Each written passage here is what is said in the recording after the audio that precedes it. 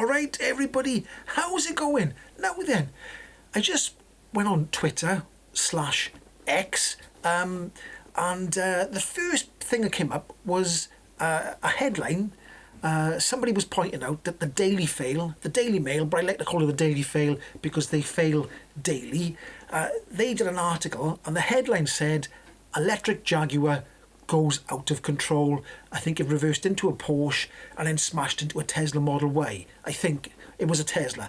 And the headline was electric Jaguar. Now, I could see from the picture that it was I think it was an F-Pace Jaguar. It wasn't an I-Pace. I could see it wasn't an I-Pace anyway, okay? So I thought, well, that's not an electric car, is it? But anyway, the person was pointing out to the Daily Fail. They said it's not an electric car. So I went and looked at the actual article, and the Daily Fail have changed it to hybrid Jaguar goes out of control, right? So I looked at the article and you could see the registration number. So I went at a peek myself because, you know, these journalists in the Daily Fail, come on, look up the number plates there. Look it up, okay? So it turns out that it isn't even a proper hybrid as such. It's a MHev, a mild hybrid, which is a small 48 volt, tiny 48 volt battery that does collect a bit of energy, and then it assists the car slightly. I think it's got a combined starter and it gives it kind of a bit of an oomph from low speeds. It's a mild hybrid, very mild, very mild hybrid, right? So it's not even a proper hybrid. It's not an electric car at all. If you look at the CO2 output thing, it's very high. So it's not a proper hybrid. And if you look on the government website, it won't say hybrid at all, because mild hybrid electric vehicles are not classed as hybrids by the government. They're lumped in with petrol and diesel all the same. But if you go on some other websites, they'll say it's a Jaguar, and I should have put it up. I've probably put it up in front of me on here now. But if it's a mild hybrid, it'll say mild MHev 48 volt, which is a very mild. It's a bit of a mild hybrid. 48 volt is a bit of a, how can I put it? It's a load of blinking ghoulies. That's what it is. Because if you look at the, I think it shows, I'll put it up again on the screen. It shows the CO2 output or whatever it is per kilogram. I can't quite remember how to word it properly, but it's still quite high. It's not low, like a hybrid would have a lot lower output for emissions. A mild hybrid, it might lower it a little bit, but not a lot. So yet again, the mainstream media, now they can put any old rubbish out on the mainstream media and then change it after, and everything is fine. But it shouldn't be like that. It should not be like that. It should be, if they put out nonsense, right, and it's found to be wrong, I don't know if there is such a thing, but there should be some sort of government fine on big newspapers. Because, come on, the journalist who did that must be, I don't know, well, a lot of rubbish. They're not even doing proper journalism.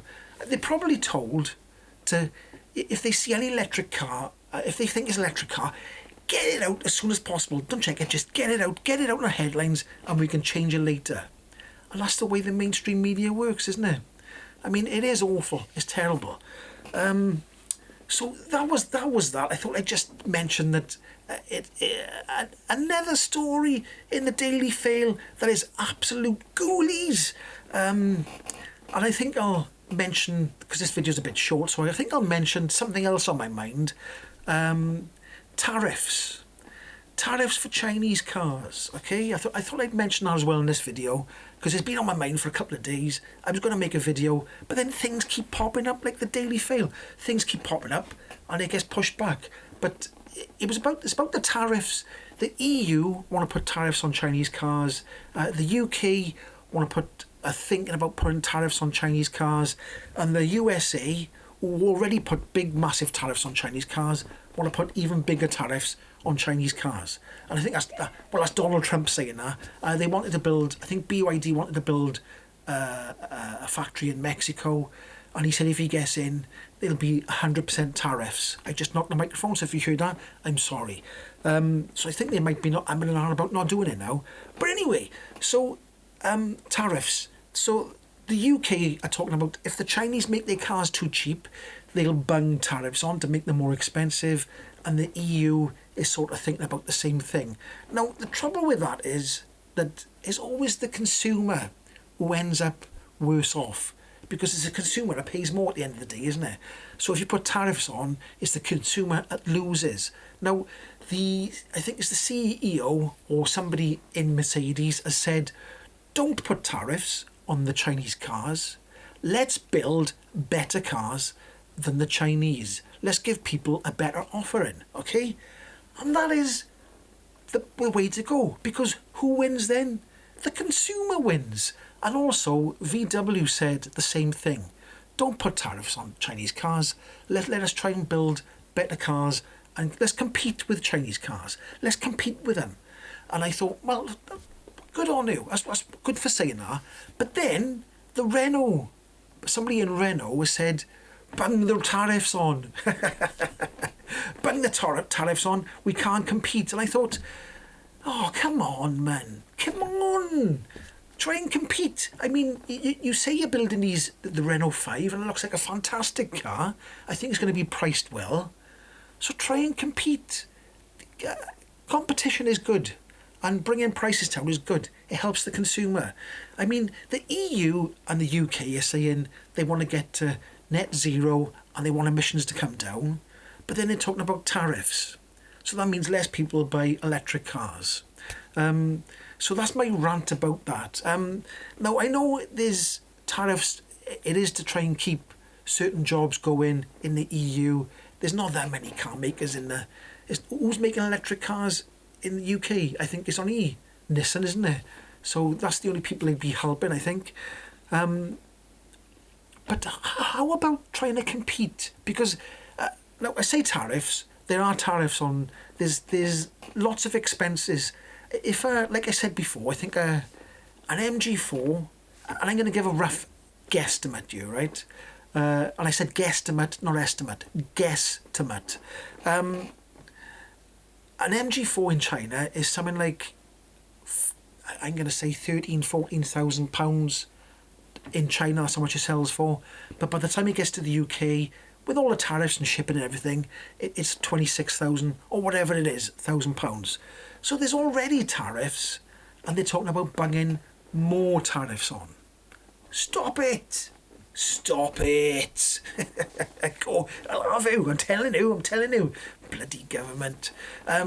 So, what do you think about that? What do you think about the Daily Fail, and what do you think about tariffs? I'd like to know what you think about tariffs, because you might have a different opinion to me, you might have the same opinion, I don't know. So I'd like to know in the comment section what you think about putting tariffs on Chinese cars, just as Chinese cars are coming in, and they're building fantastic cars. They want to bung tariffs on them, and then take the Chinese cars back out of the reach of the general public. So what do you think? Am I right? Am I wrong? I don't know. Also, can I ask you, subscribe, because I get loads and loads of views, but normally people subscribe, so that must be all down to me. Nobody likes me. So I pulled something in my stomach then. Oh. Don't forget to like, subscribe, and I'll catch you in the next one. Ahoy!